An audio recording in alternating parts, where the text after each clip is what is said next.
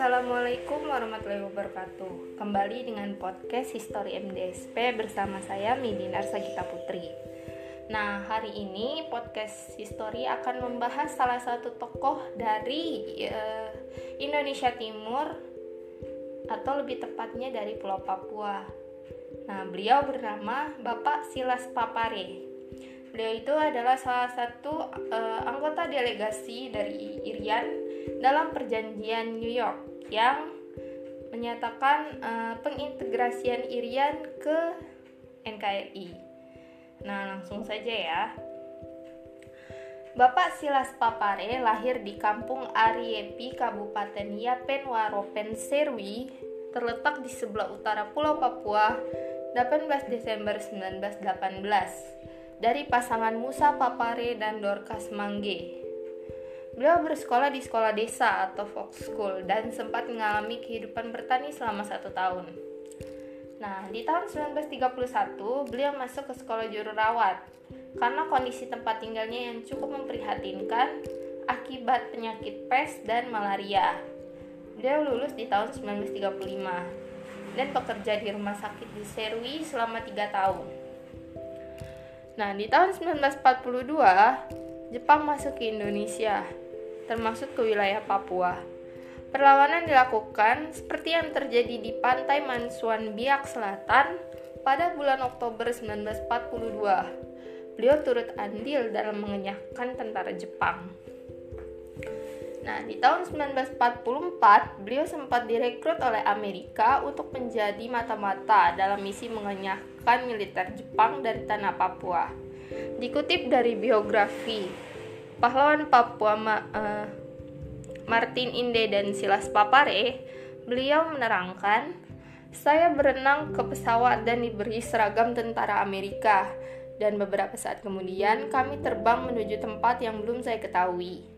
Setelah 3/4 jam di udara, saya melihat barisan kapal-kapal perang di lautan dan kapal terbang di udara. Kami mendarat di lapangan udara Sentani pada pukul 9.30. Nah, sumbangan besar beliau telah dihargai melalui pemberian bintang perunggu dari Ratu Belanda Wilhelmina pada 5 April 1945. Penghargaan juga diberikan oleh Biro Intelijen Tentara Sekutu yang ditandatangani oleh Mayor Jenderal G.A. Willoughby pada 31 Oktober 1945 berkat jasa-jasanya dalam membantu tentara Sekutu melawan Jepang. Namun sayang, setelah Jepang kalah di Perang Dunia Kedua, Belanda kembali mendirikan pemerintah kolonialnya di Irian. Karena tidak menyukai Belanda, Bapak Silas Papare kembali ke Serwi dan bekerja di rumah sakit. Rasa nasionalisme beliau tumbuh ketika mendengar Indonesia telah merdeka pada 17 Agustus 1945. Beliau segera keluar dari pekerjaannya dan mengadakan perlawanan kepada Belanda untuk mempertahankan kemerdekaan. Rasa nasionalisme beliau memang sudah tumbuh ketika bekerja di rumah sakit, di mana statusnya saat itu adalah pegawai pemerintah Belanda. Nah, selama menjadi pegawai pemerintah Belanda, beliau disekolahkan di sekolah pegawai pemerintah Belanda. Saat itu, beliau bertemu dengan Bapak Sugoro Atmo Prasojo yang bertugas menjadi direktur sekolah dan merupakan aktivis taman siswa. Berperan sebagai pengajar dan direktur asrama sekolah Pamong Praja, Bapak Sugoro membentuk tokoh-tokoh lokal terdidik dan elit pertama Papua, salah satunya adalah Bapak Silas Papare. Dikutip dari artikel Good News from Indonesia, menurut Corinus Gray, Sugoro adalah orang pertama yang memperkenalkan nilai-nilai nasionalisme Indonesia kepada para mahasiswa. Tulis Bernarda Materai dalam Nasionalisme Ganda Orang Papua.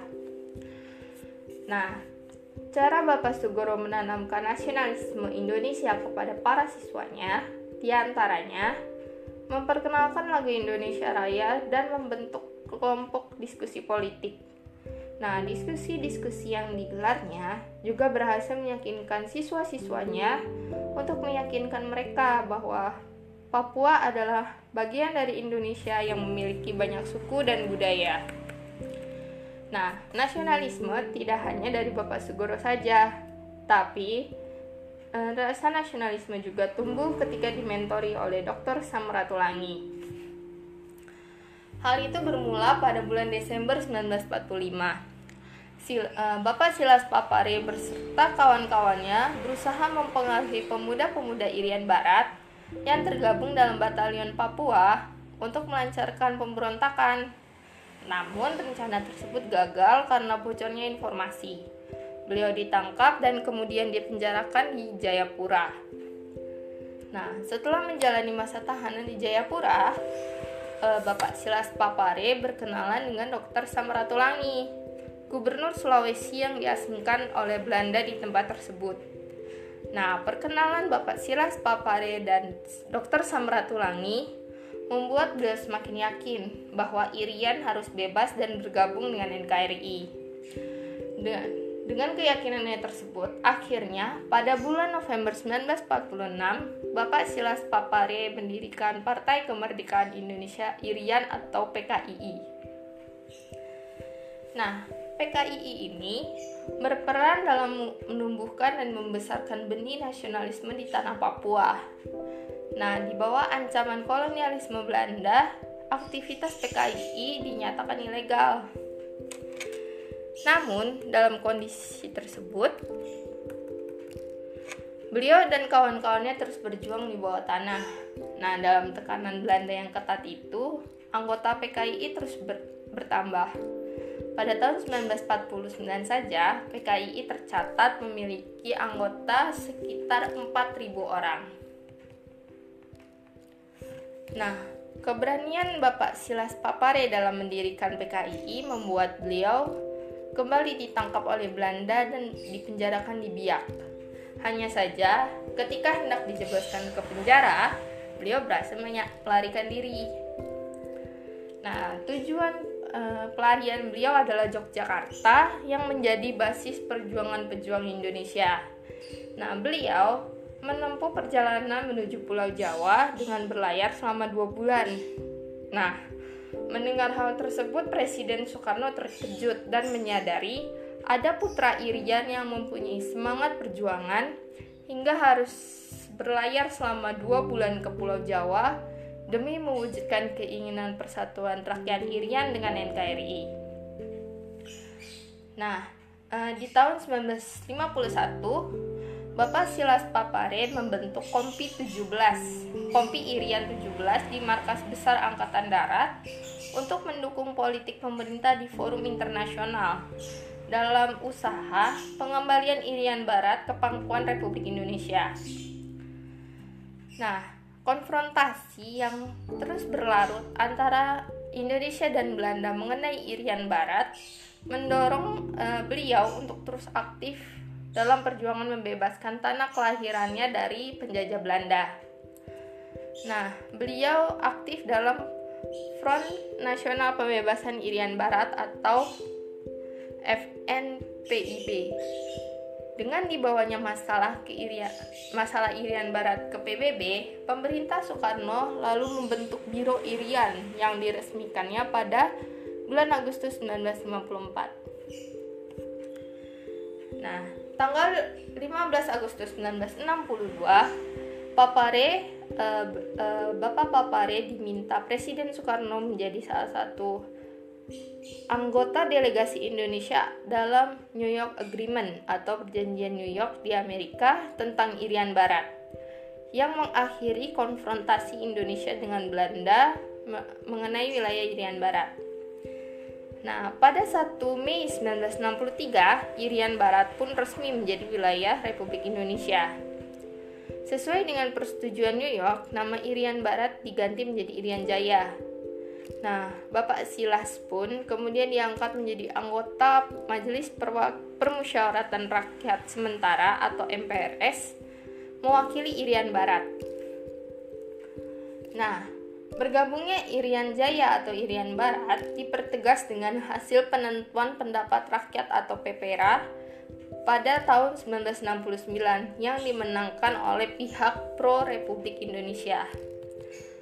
Nah, kemenangan tersebut sesuai dengan cita-cita perjuangan Bapak Silas Papare dalam mewujudkan keinginan sebagian besar rakyat Irian untuk bergabung dengan Republik Indonesia. Semenjak itu, Bapak Silas Papare dikenal sebagai pelopor, penganjur atau teladan atas anjurannya I Love Indonesia, cinta tanah air Indonesia, nasionalisme yang mulia dikembangkan di bumi Irian. Nah, kata-kata beliau yang terkenal, jangan sanjung aku tapi teruskanlah perjuanganku. Itulah pesan yang beliau sampaikan ketika memperjuangkan Irian Barat agar terlepas dari belenggu kolonialisme Belanda dan kembali ke pangkuan NKRI.